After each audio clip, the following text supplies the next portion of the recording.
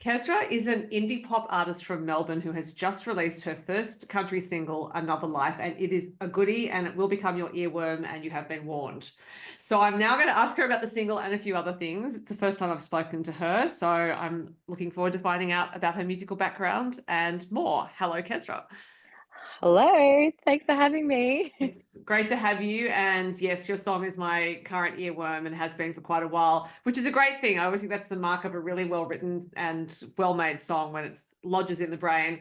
And I did see you refer to this song as you going back to your roots. So I wanted to start with those roots. What music did you Yes. grow up listening to? I I was always playing. I feel like from a young age, I started learning guitar when I was about 10 years old. So I was always a singer-songwriter on a guitar. And when I was really young, like my guitar teacher at the time introduced me to a lot of like Jewel and Tracy Chapman. And so I feel like that's and a lot of Missy Higgins as well. But so I kind of grew up learning all that music and it definitely always suited my voice really well. But as I obviously kind of, you grow up and you start to learn, like you're trying to find what you like and what you are as an artist. And I feel like that's always the trickiest part. But it's an evolution. So if I feel like you never see an artist and they're just like constantly the same from, the beginning to the end.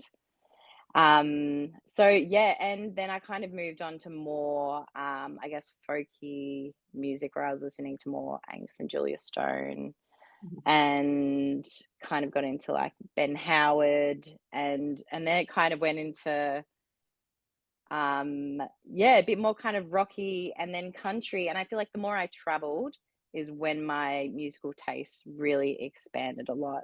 Going back and forth to America was the big one for me. Being in Nashville and Austin, Texas and New Orleans. And I think just yeah, just seeing different music to what you just hear on the radio is yeah, it's quite cool. I'll come back to the American trips. I Sorry, mean, I feel like I really expanded very quickly there. I was no, like, "Where am please, I going please with don't this?" apologize.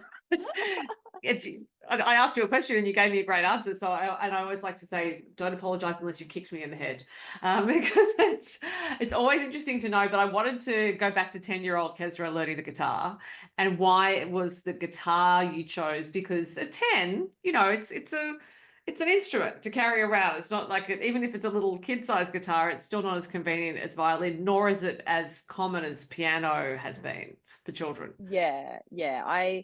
Well, main reason would have been because my brother, he was learning guitar, and I was younger than 10 at this time, and but he didn't learn it for long. So I was sitting there just doing nothing Right. in the, gathering dust in the corner, and I was always singing from a young age. So I was always doing like performances for my family and friends. As you do, you write little songs as a kid, and then you kind of get up there and perform them all.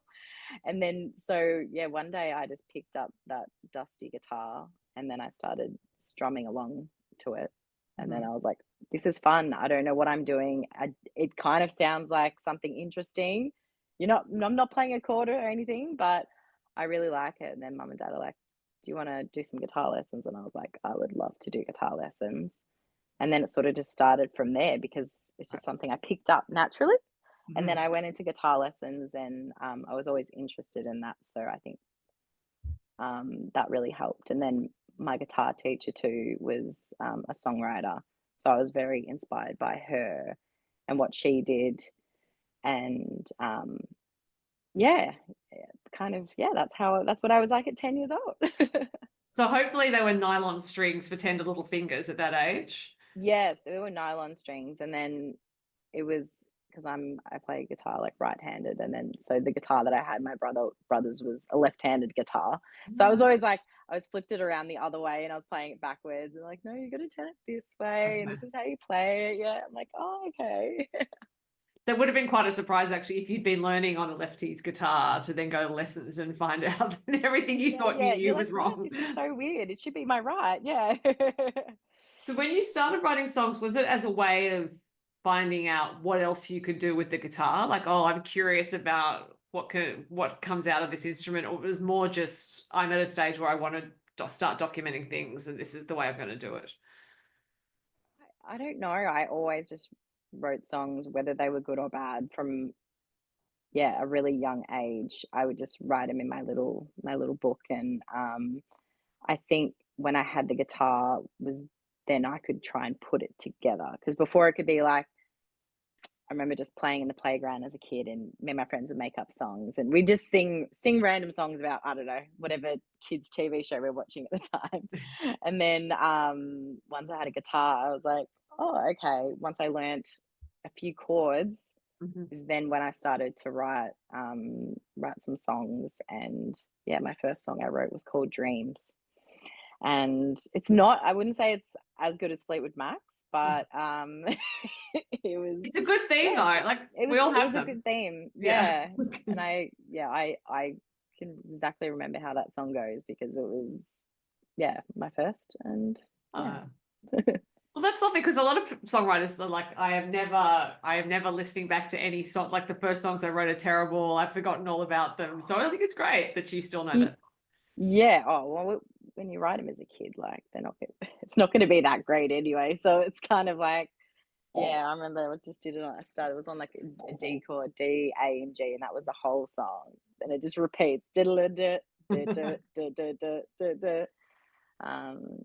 I just loved writing songs. And it's funny because when you're like a young kid, obviously you're not going through like heartbreak and all those themes that you're talking about. But I think just the music that you're listening to, it's all a lot is based around that. So I was just writing what felt natural, and a lot of melodies would come to my head, and then the lyrics would fall after.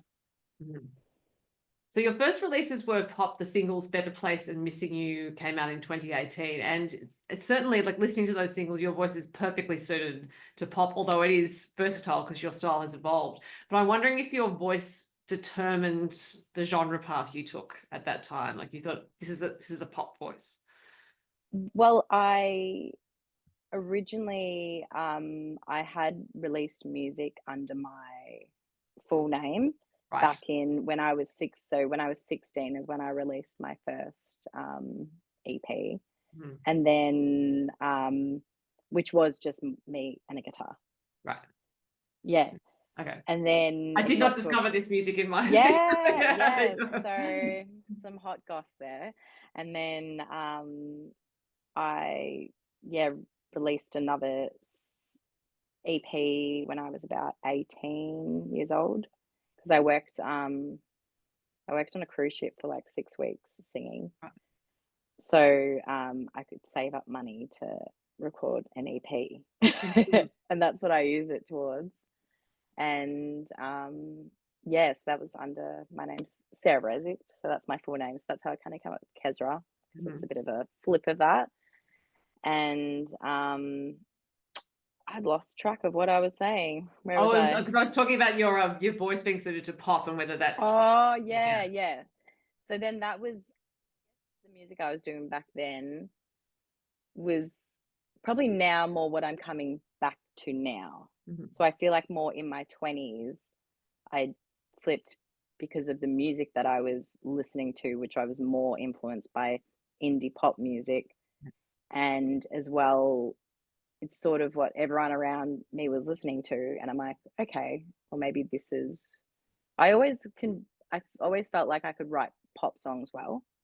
I just found like I love writing choruses and hooky choruses, but I never felt like that was fully me. Right. And I was trying to, you work with different producers, and they're like, oh yeah, we'll do this and sound, and you're like, oh yeah, like I guess so.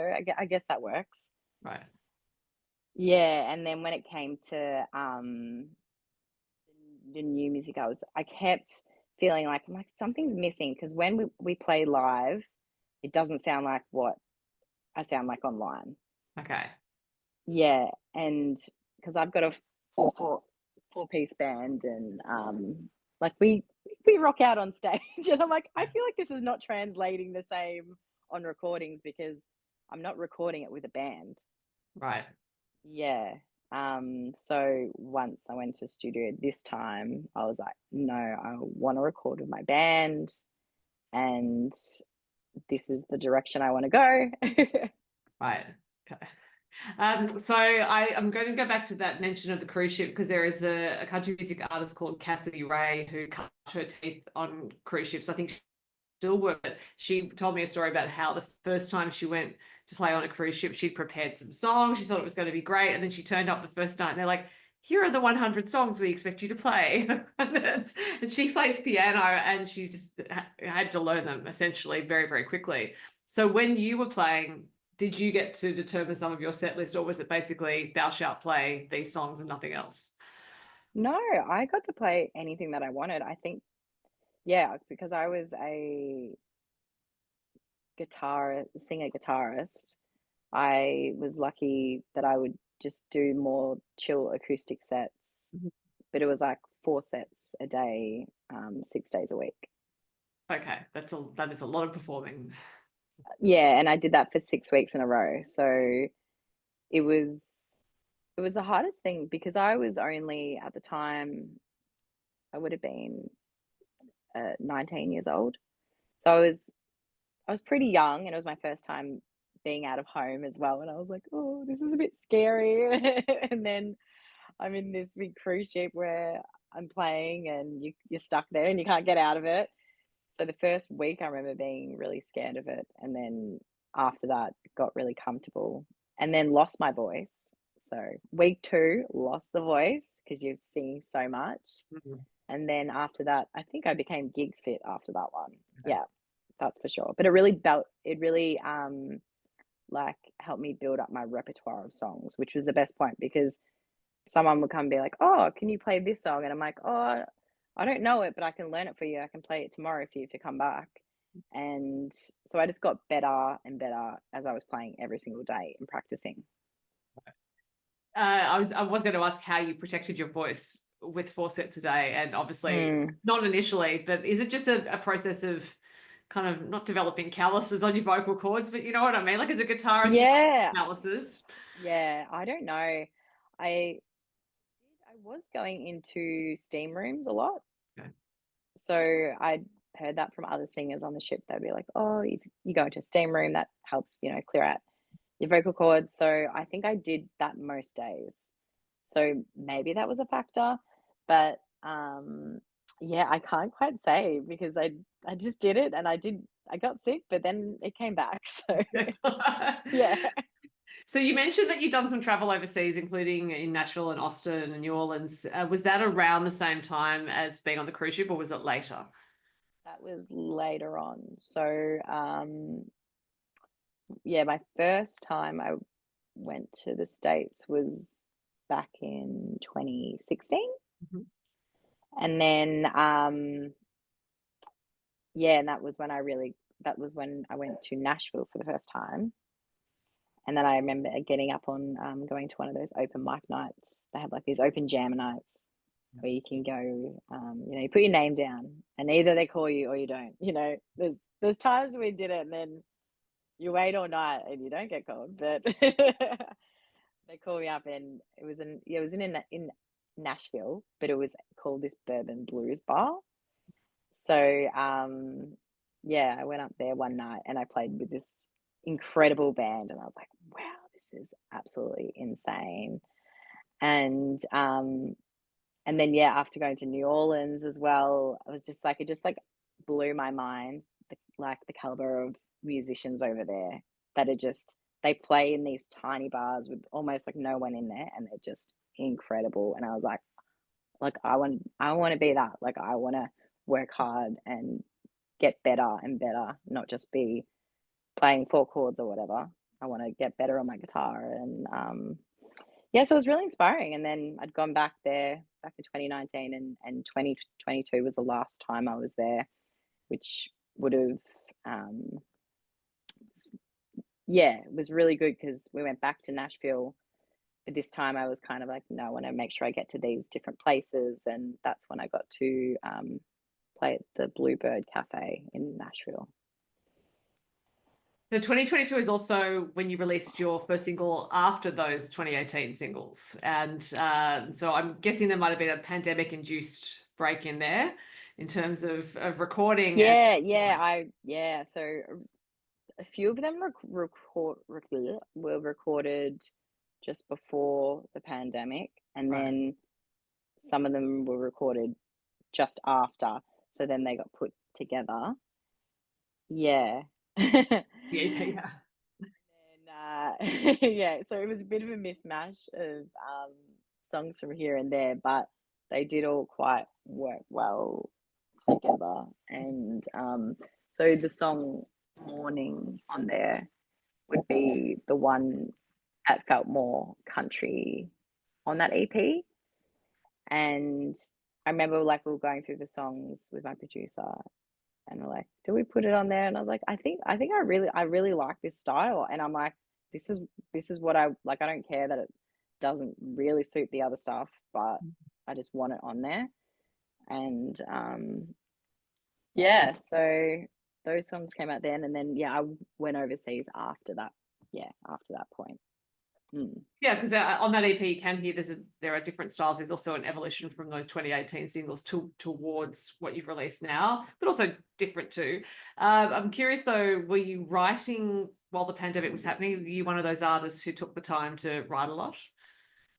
Yeah, I in waves. Yeah, there'd be because there'd be a lot of times where didn't feel inspired to write about anything. It just felt like a bit of a, just blank in a way. So, yeah, but that's I wrote I wrote Insane and Back Home in that time, and Fortress. Actually, yeah, I did write a few songs during that. I did write a few songs. And then I was also after the pandemic, I was co-writing with another artist, a friend of mine as well, which was good too. So that was nice. It's nice to collaborate with other people. Are you someone who tends to write on your own though, or is collaboration now your default mode?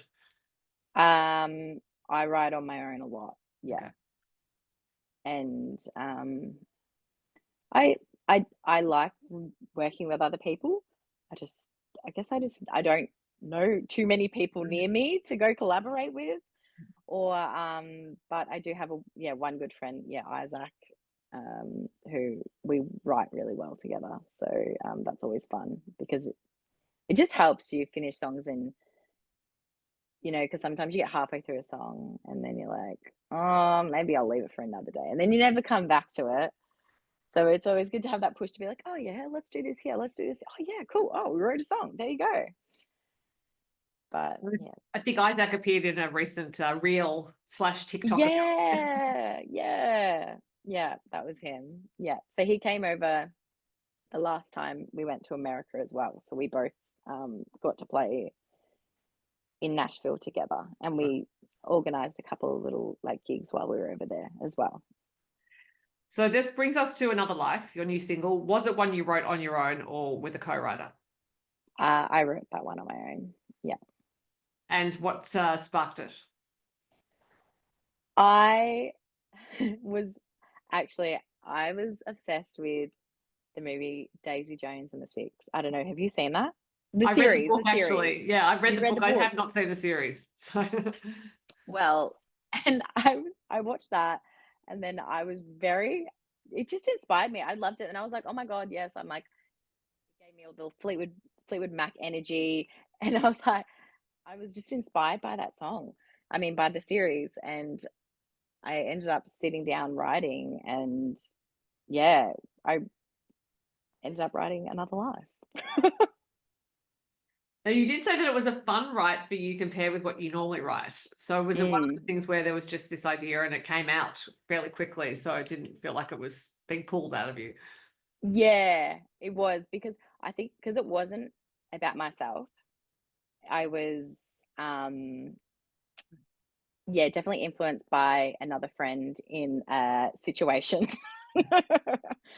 So, yeah, you know what? I'm just gonna go all for this, and it's kind of better when you it's really easy to try and put filters on when you're writing Mhm. to maybe not be as vulnerable because it's scary. But I'm just trying now, well, these days, I'm just trying to be more open and just let things out, let them out, you know? Do you Just think try and it's write like, and sorry, go on. no, it's okay. I was just going to say, when you talk about the filters, you mean sort of, and I think it's completely normal to start anticipating what people might say or think about your art, because especially when you're performing, you're out there, they're right in front of you. But is that the sort of thing Mm, you mean, that you had those filters of I guess gatekeeping yourself as a writer for a while? yeah, and I get maybe as well of this I always ideas of what you think other people perceive you as, and Mhm. so I'm just trying to, yeah, shut that out to be like, Mhm. hey, don't care what other people think. Don't care, you know. You've got to just. I feel like trying to be the most authentic version of myself is where I'm at in my life at the moment, and yeah, and that's all I want to be because I want to be able to play the music I want to do. I want to be playing the gigs, the type of gigs that make me happy and bring me joy, and yeah. An absolutely valid life path, I think, A but life it is path. a hard practice. You know, it is hard to Yeah. stop worrying about what other people think. Yeah, it's a tricky one, but you know, just the more you try, hopefully the easier it gets. But you never know. Yeah. So the song is so like the premise. I think that we could say the core premise is about meeting someone that you can't be with, but maybe in another life you could be, which sounds Yes. like a sad setup, but actually it's quite an uplifting song. At least that's how it comes across to me. Yeah, I don't see it as a sad song. It's almost like it's kind of just a passing by relationship Mhm. opposed to a I love you so much and Yeah. why can't you be with me? It's more like, oh well, I guess maybe in another life, you know. Yeah. Yeah. And I've had that conversation with my friends so many times. So many of them be like, oh well, you know, but if it was another life this, another life that. And Right. I'm like, it's so common for people. Everyone's always talking about this other life, but we're only in one, so we got to do it. Got to do what we want. Yeah, very true. Now you mentioned that you play with a band, and you talked about perhaps I think you mentioned playing live soon. Do you have a regular spot that you play at, or do you tend to play festivals? I know you've also played at the Grand Prix and the Australian Open. Yeah, I we don't have a regular spot at the moment that we play. I sort of just we put on shows here and there when it's the original work. So the next one, yeah, we'll be at the SB. So that'll be fun. Because that's part of this little festival block party that's happening there. So I'm looking forward to that. And I've actually played it there. I don't know if you know the SB in Melbourne I well. know of it. Yeah. Yeah, so there's been recently this other artist called Dakota East. I'm not sure if you've heard of her before, Yeah. but she's a yeah. Um, yeah, she's been putting on this country night there on Friday nights, like once a month. So I played there too, and that's been really fun because I've been going there and then meeting other artists because Mhm. there's not many. I know a place for people, especially in Melbourne, to go to where they can see that sort of music. So yeah, that's been fun. But yeah, just sort of, gigs here and there, but I music full time as well. So I sing at weddings as well. I do do a bit of Yeah. everything. Yeah. Um, And I would also actually think that singing at weddings can be quite a high tension gig, in that it's such an important day for people that Yeah. even though you think, oh yes, well, everyone's here to celebrate, of course, a lot of guests have expectations of what you're going to sing, let alone the couple themselves. Yeah, definitely. Definitely. It's yeah, I like it. It's fun. Like I love singing people down the aisle and the song choices that people pick as well. Like someone chose a Tyler Childers song called Lady May, and I'd never heard of it before. And I listened to it and I was like, what is this song? How have I not heard this before? How have I not heard this artist? And then I became obsessed with him, and I'm like, this is amazing. And then I saw him play live on Thursday night. So, you know, I only did that because I played at a wedding, and I wouldn't have heard of him before that. Is there any song you've been asked to play at a wedding that you just think, oh, that is the least expected song I can imagine? The least expected. I don't know. I can't think. I don't know. There's so many songs that people ask, and I don't even know sometimes what they are. But generally, people are pretty nice and like, we like what you do, so it's good. Well, then I think I need to ask you, how many songs are in your repertoire at the moment? Maybe like 300 or so. Okay. That's a lot. Yeah, a lot. But I feel like it takes up a lot of my brain capacity. It takes a lot of it. There's a lot of things like I can't, just in general. I'm really bad at remembering, I don't know, maybe a situation from a couple of years ago, but and just every day-to-day things I can't quite remember, but I can remember songs. That's what I can remember. And they're all in my brain. I think it's a valid trade-off though, right? Like if you are going to store that in the hard drive, some other things do have to go. Yeah, it must be. I was like, maybe I should clear some of these songs out that I don't quite play anymore. But it doesn't quite work like that. No, because as soon as you haven't, delete that, someone will ask for it. Yeah. Yeah. And then when you haven't played it, it's funny when you haven't played a song in years, and then someone's like, oh, can you play this song? And then you can just play it. I'm like, what? Where did that come from? How do I remember that? Yeah. So, and the last question I think about your voice again, because you have this incredible tone to it. It's so clean and crisp and also really warm. I'm wondering, when you sing as much as you do you have to do particular things now to protect it? Because I would think, that's the sound you want to preserve for as many decades as possible. Yeah. Well, I do vocal warm-ups a lot, and I'm trying more these days to do vocal cool downs with my voice and not necessarily push it too hard unless if I'm doing an original show, I'm going to give my everything. But yeah, just being careful to not, I guess, scream as much if I was to get to that point. Because I feel like that's when it really hurts your voice, when you're screaming. And I just try and stay really healthy as well. I'm a very clean eater, go to the gym lots, and I try to just and drink lots of water and tea. No carbonated beverages, probably, that sort of thing. Yeah, no. Oh, I have sparkling water. Hopefully that's allowed. Actually, Hopefully I'm asking that's one allowed. last question, which is about future releases. So are you working on any more songs, or did you record some at the same time as Another Life that you're planning to release? Yes, I did record. I recorded another song. So I'm excited for that one to come out, and which is a different vibe, but still on the country train. Okay. Well, Yeah. we shall listen out for that. In the meantime, yes, as I've said at the top, if people listen to Another Life, they have been warned, it will be their earworm, but in a lovely way, because it is a lovely song. So, KEZRA, thank you so much for your time. It was great to talk to you. Thank you so much. I really appreciate it. All right.